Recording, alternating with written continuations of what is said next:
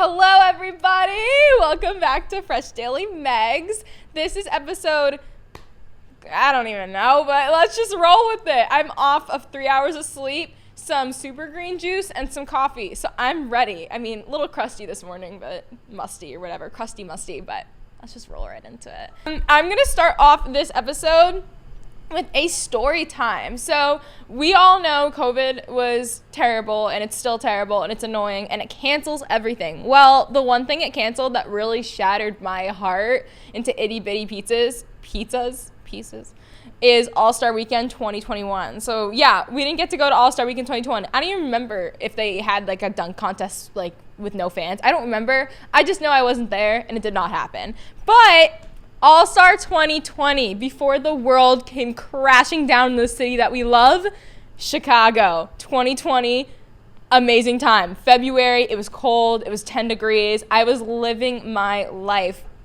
I'm just going to hop right into it. I have a bunch of notes, but I can't talk in chronological order because I forget stuff, so I'm just going to delve right into it. Everyone knows this was the NBA game where the NBA realized that TikTok was powerful. Like, I think the NBA really stepped up their marketing technique because Charlie, Addison, and Little Huddy and Dixie were all there. And they were making TikToks the entire time with every player, every mascot. They were in some of the activities. They were courtside. Like, they knew what they were doing. The NBA's marketing team said, you know what? Hype. We're going to involve the Hype House characters at the time. No, they're not even in the Hype House anymore, which was like so smart. But I have to be real. I was like much smaller. I only had like 80K on Instagram and like 600K on TikTok, and I was jealous. Like I was happy for them, but I wouldn't lie if I was saying like I was a little jealous that they were sitting courtside. Obviously I didn't have their followers. Like I was not clout. I'm still not clout like them, but like, I loved basketball, so I was like, oh my gosh, like, Charlie gets to sit courtside and I don't. But I never said that, but I'm saying it now because I was jealous. But, like, you know what? If the NBA invites you to their game, like, you're the luckiest person in the world. Courtside, you're sitting next to Kim Kardashian and Christian Yelich. Like, what? You were the luckiest person on earth. So that's the first thing. But I did get to meet some of them. I didn't really say hi to Charlie and Little Huddy. They were kind of standing, like, next to their parents, but I did hug Addison and Dixie. Super sweet. Smell really good. Nice girls. That was awesome. I got to hug Addison and Dixie. That was probably like the highlight of my life. Actually, I don't remember which one I hugged, but I hugged one of them. That was pretty cool. And also, I met my best friend at All-Star Weekend, and her name is Brooke. Brooke, if you're watching this, I love you. Mwah. And she was sitting right behind me. I was sitting with my CEO the entire All-Star Weekend, and I didn't even mean to have those seats. So if there's one thing you should know about All-Star Weekend is that there are no tickets. Like, getting a good seat is just near to impossible. I don't know how people even get tickets to All-Star Weekend, but Brooke's affiliated with the New York Knicks, and she was sitting like right behind me, and we became best friends, and it was really awesome because we met in Chicago, but she lives in New York City, and so do I. But I was sitting with my CEO the whole time, and I was jumping seats. I was like at one point in the nosebleeds. I was one point like behind the stage. I was one point like with him. Like, I was bouncing around because you just find what you can. And like, I wasn't even supposed to sit there. Someone else was supposed to sit there, but they never came or never showed up or sat somewhere else. I don't know, but I got really great seats by luck. I was not lucky enough to get those myself. But it was awesome because I got a great view of everything, dunk contest, rising stars, all that, the All-Star game. I met so many people. Like, I was starstruck the whole time. I made a vlog with Larry and our friend Abad from Chicago where we surprised him with All-Star tickets, and it was honestly probably one of the best experiences. We still stay in touch. Like, it was so cool. Shout out Abad at shortya_official. That's his Instagram name. He's really awesome. He makes really inspirational basketball videos, and you should go check out the vlog. The vlog was actually really awesome. Like, the doctors gave him 6 months to live when he was born, and he's now all grown, plays basketball, does all these things that doctors said he couldn't, and dude's amazing. But that was really fun. But literally walking through All-Star, I was in the bathroom washing my hands next to Carly Kloss. If you don't know who that is, she's a supermodel. She was just washing her hands, like fixing her lipstick. Girl looked amazing. You just get starstruck. You walk past all these people, Tyler Hero, everyone, and it's just crazy because, like, when they're not on the court and they're just getting to enjoy it a little bit, you just see everyone. It's where I first saw Tristan Jass in person. I later told him this, but I didn't go up to him when I saw him because I was nervous. Like, Tristan was, like, so cool to me. I didn't know his personality. Like, I didn't know if he would be, like, nice, which is kind of dumb because obviously he probably wouldn't have been like, go away. Like, but I was nervous. I didn't want to go up to him.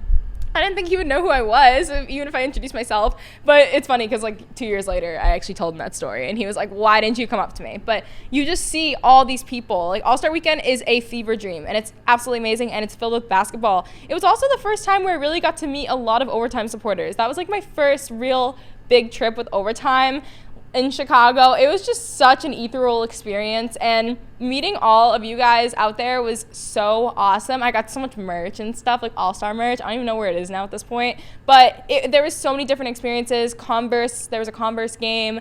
I got to get like a Converse hoodie. There was paint wars with like Converse shoes, I think. It was just insane. Enough adjectives. I don't know why I'm speaking so many adjectives into this, but I would have to say the best thing that I experienced at AllStar Weekend 2020 was the Jordan after party. It's an exclusive party. I was not cool enough to be invited. I was cool enough to be a +1.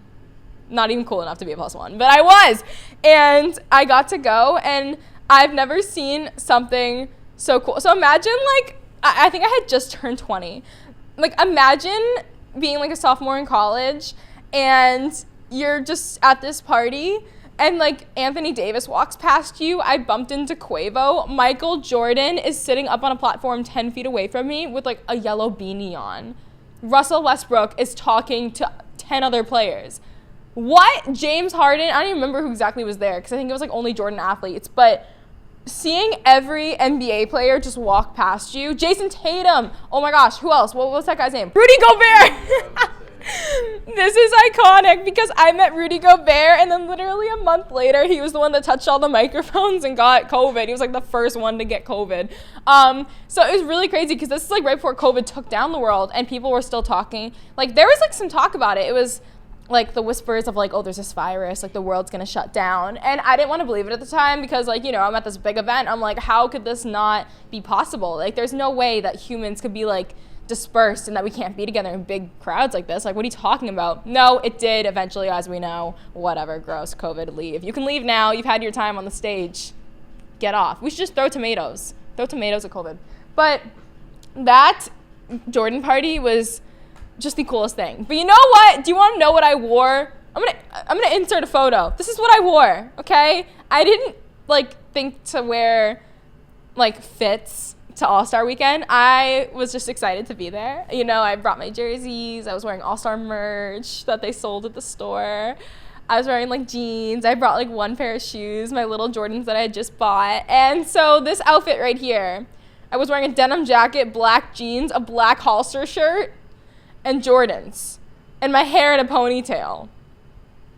I have no idea what was going on in my mind. I know I didn't feel confident in this outfit because every other person in there was dressed to the nines, or at least dripped out in something. Here's me. And you know what? I still got to be there, so it was really cool. But I was really humbled in that moment, seeing other people dressed really much better than I was. But I still had a good time, and I took little pictures. And there was a really cool Kobe memorial. It was made out of roses. I have a picture of it. It was literally a huge jersey memorial just made out of roses of his jersey, which was really awesome because, mind you, this was like a month after Kobe had passed away. So there was a big Kobe tribute at AllStar Weekend. It was absolutely crazy. So the energy was definitely very like centered around AllStar Weekend, but there was still like a very much a heaviness in the NBA about that because this is like the first time everyone was kind of gathering from different teams. So obviously it was mentioned quite a lot. Then, the Jumbotron situation. I used to have a lot more confidence, I think, in myself because, you know, like, I don't know. I used to have a lot more confidence. I think I would still do this, but I wanted to get on the Jumbotron so bad. I got on it 3 times because I was doing, like, the Renegade. Please. I don't know. I think this is, like, the Renegade era where, like, TikTok dances were, like, very much top tier. And getting on the Jumbotron, they were playing TikTok dances. So you had to do the TikTok dances to get on. So, you know, I stood up doing my thing, and I got on the Jumbotron like 3 times. No one knew who I was. I was just having a good time. So it was awesome. Okay, I'm going to say this. So Jason Tatum's a really nice guy. We all know this. Like, Jason Tatum, great person. But I think at the party, there was no flash photography. You weren't allowed to take photos, really, or at least make it obvious. And my dumb self at the time, you know, zero etiquette to my name, asked Jason, you know, I asked politely, I said, like, would you be able to take a photo? And he was super nice about it. He was like, not right now, I'm sorry. And I felt really awkward after, but like he was super nice about it at least. But I got to talk to Jason, which was really cool for like a second. Fan moment. I was starstruck. It was really awesome. So I wasn't supposed to even go to AllStar Weekend 2020. I had reached out, I forget who I reached out to, probably the CEO, and I was like, or maybe it was my manager, I don't know. I reached out to somebody and I was like, hey, like, can I go to AllStar Weekend? And I had to get a couple approvals by people, but I think overall we had to decide like what I would do at AllStar Weekend.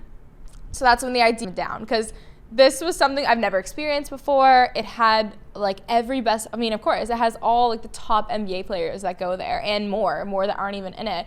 All the celebs go. It's just like a star-studded event that I was so fortunate to have been able to go to. I was not invited, I had to ask, but humble experiences, guys, you know, don't expect things.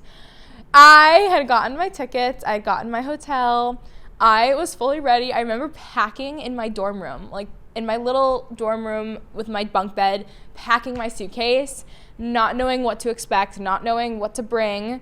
I know one thing I didn't bring, a jacket. If I looked back on the weather forecast, it was a cold front. Yeah, it was bad. It was like if you were outside for like at least 10 minutes without a jacket, you'd actually get frostbite. Chicago was a solid 5 degrees. I think it actually said 7 degrees one morning. I went out to get Starbucks, and of course, I didn't have my jacket. Like, I had a hoodie. Or like a denim jacket I brought with me. I didn't think to layer them. But I'd walk to Starbucks because I like didn't even think to order food. And yeah, I think I just remember not feeling my fingers for a little bit, and my nose was bright red. So Chicago, something I learned about Chicago after is that like their lakes, there's like a lake it borders or something, or like a river. I don't know, it freezes. That's how cold it was. A whole body of water literally has ice waves, and that's what it was. It was literally ice waves. So I was walking around Chicago with no coat. If there's anything to make you realize to double think, to check the weather app before you go somewhere, it's that, especially if it's Chicago, the windy city. But I don't know. That was probably, you can see in the vlog with me and Larry, I'm literally wearing a thin denim jacket, freezing. Like, and they were like, okay, one more take. And I wasn't going to say anything. You know, I was happy to be there, but I was like shaking. I couldn't feel a thing. It was terrible. It wasn't terrible. It was fun. But now I know to check the weather app before you go anywhere. But along with that vlog, that was also like my first kind of vlog that I really got to like take the reins with Larry. It was really fun to do that. I feel like it was one of our first real times working on something together that, you know, was more long form content. So I really got to know Larry more, and I really got to just kind of see what he does and how he acts on camera. So a lot of the things I learned how to act on camera was just by watching Larry. But obviously I learned to eventually, you know, become my own presence and use my personality. But a lot of things I used to just kind of mimic Larry's his mannerisms and his words, and he's really was like a big inspiration for me on camera to do a lot of the things that I do, which is really cool. So shout out Overtime Larry, because he's been in the game for a long time and he's been doing it amazingly, like so amazing. But getting into all 3 games was actually just pure luck. So I said this earlier in the podcast, but I didn't really have tickets. I had tickets to, I think, the Rising Star game. And the tickets are pretty cool. Like, they're really cute. They're, like, printed and shiny. But I just had tickets to the Rising Star game, which is, like, first years, second years, all early players, young players. And that was actually really cool to see. Luca was in it. It was super awesome. Trey was in it, I believe. My Snap memories are, like, just full. My Snap memories are just full of every time they announced a player, I took a video. Like, I was a Facebook bomb at AllStar Weekend. But watching those events was just so it was just so crazy, because I had gone to NBA games before, but mind you, I hadn't gone to that many. And you know, every NBA ticket that I had gone to before was usually kind of gifted to me by a friend of mine. I never really had the means to go to NBA games all the time, so All-Star Weekend was definitely like a huge treat for me, and I was just smiling at everything, like the concerts, the lights, the people, all the overtime supporters. Like, it just felt so like filled with love. And I like was talking about Chicago All-Star Weekend for months after. No one has heard me never not talk about All-Star Weekend because it was great. I mean, if anyone knows me, you know that I'm a huge fan of Dwayne Wade.